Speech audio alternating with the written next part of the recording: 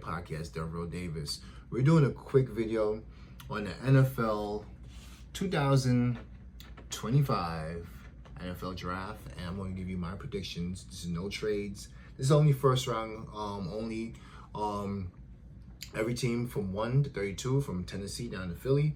And I'm giving you all my picks without trades, like I said. But I'll tell you some things I believe that could possibly happen, okay? So we're going to get right into it. We're going to just full speed, go straight through it, okay? Number 1, Tennessee, quarterback is a big need for them. And they're going to go with Cam Ward, quarterback out of, Miami. Sorry, had some Mexican today, a little bit gassy. But short and sweet, we're going to keep it there. Moving on, number 2, Cleveland Browns. They need a quarterback. I know they're talking about Travis Hunter. They're talking about Abdul Carter, which would be great. Would be, but they have to promise. They promised Garrett that they're going to build this team into a winner. There's no more Deshaun Watson. Flacco's not going to cut it. And the guy Pickett is not going to cut it either. I have them going with Sanders at quarterback. My Giants at number 3, we have the best player available, Travis Hunter, wide receiver, cornerback. Abdul Carter. I thought about Abdul Carter here, but you also got Tibbs. You got Burns. Let's go ahead and just put Hunter, put him as a dynamic wide receiver for Russell Wilson, or even put him at quarterback position playing the quarterback CB1. All right, moving on, number 4, New England. I had them going O-line here, but with Abdul Carter falling to their lap, Vrabel, defensive-minded player, got to go with Carter. He's going to be a pass rusher for them for the next 10 years. It's coming. Jacksonville, I have them going Mason Graham, inside interior defensive lineman out of Michigan. Las Vegas, I have them picking up the running back because they're looking to win now with Geno Smith. They signed him for 2 more years. Need a running back over there. They need they also got an offensive line, but they're looking to win now. They're not looking to develop somebody, a quarterback, blah blah blah. They're looking to win now, so they need a running back that could run the ball. And because Pete Carroll's the oldest coach in the NFL, so he's looking to win now. His first year in Las Vegas. New York Jets at number 7. O-line, they're going with Mayembo. I can't pronounce his name, but he's out of Missouri. Offensive tackle, the first offensive tackle off the board. Full Will Campbell, in my opinion. They're going to go with him. Number 8 is Carolina. I have linebacker out of Georgia, Javon Walker. He could play different positions. Play the edge, play linebacker. I see them using him in that sense to replace the Brian Burns, who they lost to the Giants a year and a half ago. All right, this is where things start to get a little bit kind of wonky here. At number 9, I have New Orleans Saints. They need a quarterback now, right? Because Derek Carr is not going to be there this season. He's probably out for the season. I had them looking more wide receiver, tight end, Tyler Warren, maybe McMillan, stuff like that. But right there in their backyard, not too far away in Mississippi, Ole Miss, there's a quarterback who's rising up boards. And I have him going with Jackson Dart at number 9. There will be 3 quarterbacks taken in the top 10 this year, in my opinion. And that's because New Orleans need a quarterback now, and I have them going with number 9, Jackson Dart, quarterback from Ole Miss. All right, number 10, we have Chicago, and now they're going to pick up the offensive lineman that they need in Will Campbell, LSU, short arms, but the guy moves, and he's one of the best, if not the best offensive lineman in this draft. Moving on to number 11, San Francisco Giants, San Francisco 49ers. They're going with Jared Barron, the cornerback. I think he's out of Texas. They're going to put him, they need some cornerback help, some secondary help, and that will definitely work well. He's the first cornerback, if you don't count Travis Hunter. He'll be the first one off the board. Number 12, Dallas needs some offensive explosion. They're going to go with fallen wide receiver Ted McMillan. He's Mike Evans 2.0 in my opinion, but moves all over the place. Great hands. He'll be a good weapon to put. He'll be a good second fiddle for CeeDee Lamb. That's a good wide receiver core right there. If you have him right there, he's almost like having a tight end. He can play the slide, he can play outside. really good. Second cornerback coming off the board will be Will Johnson out of Michigan, going to Miami at number 13. He was somebody I like for my Giants. At first, he dropped a lot because of injury concerns. He'll be number 13 in Miami. He'll do well down there. Number 14, the blue chipper, Tyler Warren, tight end out of Penn State. This would be a great fit at Indy. Hopefully gives Anthony Richardson a weapon, or whoever's going to be at quarterback for Indy, give him a weapon there. We have number 15, Atlanta's going to have Jahadi Campbell out of Alabama, the linebacker.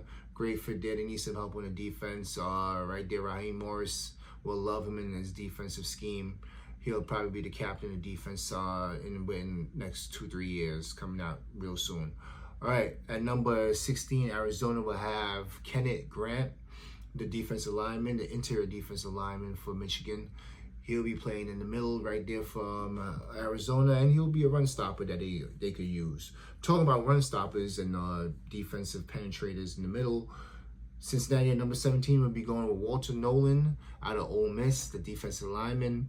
He'll do well over there. They need some defensive help on the line, and they have other needs, but they'll probably need more defense than anything else, as they locked up most of their offensive players with Burrows and the 2 wide receivers there in Cincinnati. At number 18, we have Seattle, and I have them going with Mike Green out of Marshall, the edge rusher. He's fallen a little bit because he has some off-the-field concerns, which he's been transparent about, and but still concerns, and they will have to address those. But he's fallen a little bit, but he's the pass rusher that they need in Seattle. Tampa Bay, I cannot pronounce this guy's name, but he's out of Boston College as Zaruski, the edge. He'll be playing, short and simple, he'll be playing edge for Tampa Bay, who needs some edge help. All right, coming in at number 20 for Denver, they need a lot of offensive, I'm not going to say a lot, but they need some wide receiver help. And I'm going to give you Matthew Golden out of Texas as a wide receiver. I had him going to Dallas at first, but then with Ted McMillan falling, swapped him out, and then I have Golden now going down to 20. He was the fastest wide receiver in the draft, in the combine this year. Excuse me. All right. Back to wide receiver. I have a runoff for 2 wide receivers in a row, because at 21, Pittsburgh, if New Orleans didn't get Dart, I had Dart going here to Pittsburgh, but with Carr being out, Dart's now a Saint, and then now Pittsburgh's going to be getting wide receiver from Ohio State in Bouquet, Emeka and Bouquet.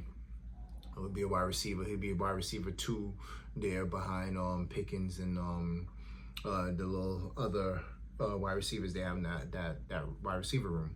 All right, at number 22, which is my lucky number, we have the LA Chargers. We'll be picking up tight end Colston Loveland, who is the former player for their coach Jim Harbaugh.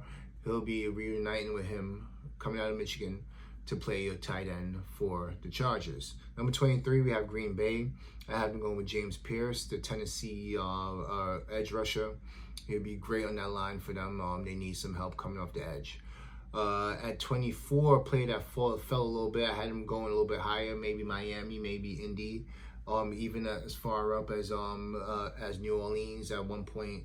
But I have Malachi Starks, the safety from Georgia, going number 24 to Minnesota, and that's going to be a scary team right there, as far as their whole all-around team. They're looking a lot better this year. They had a great season last year. They'll do great this year.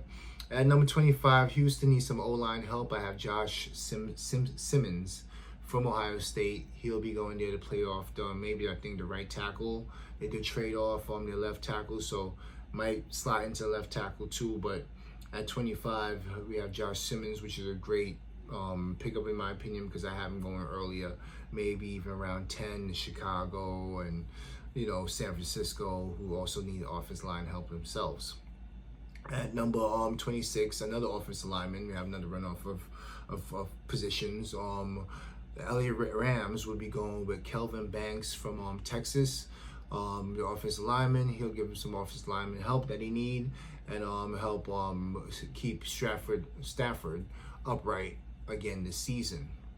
Moving on to number 27, Baltimore, we have the edge rusher This is Malachi Williams, and he's the edge rusher from Georgia. I'm trying to read my notes, and I didn't see what I wrote for the first name, but he's the edge rusher from Georgia. About 265 pounds, a little bit more on the slimmer side, but he's edge rusher, pretty quick, fast off the ball, and he'll be the edge rusher of the future.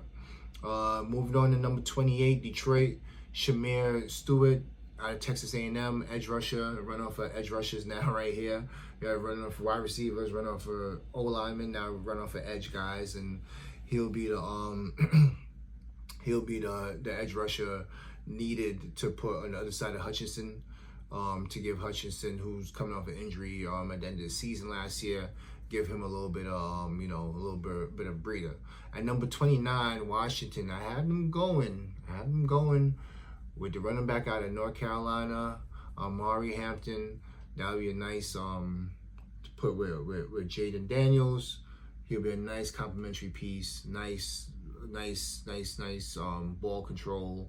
Something that Dan Campbell would love to have over there. So, excuse me, not Dan Campbell. Dan Campbell's in Detroit.